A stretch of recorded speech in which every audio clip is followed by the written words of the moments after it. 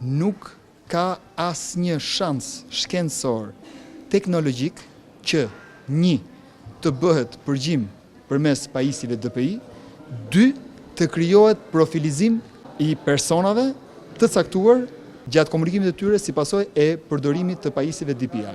Të gjithë neve, mjafton edhe ju mund të keni celularin, hapeni, dilni me një IP publike.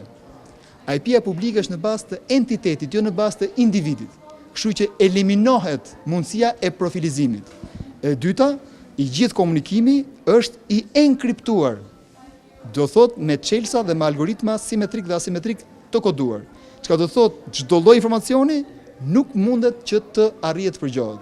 Të gjitha të tjerat janë, hajde diskutojmë, bëjmë emisione, nxjerrim ca idera sepse na duhet të marrim ca klikime, por ky është realiteti shkencor i cili vjen nga unë si titullar i institucionit që kam edhe një background për 20 vjetësh që jam profesor i kësaj fushë, në fushën e sigurisë kibernetike dhe më vjen keq që në disa media qarkullojnë këto lloj mesazhe të cilët janë absolutisht nuk kanë lidhje fare me anën shkencore. Kjo është shkencë. Këtu pajisjet janë të vendosura për të mbrojtur fëmijët tanë nga rreziku i përdorimit të platformave të cilët e bëjnë atë të rrezikuar në navigimin online.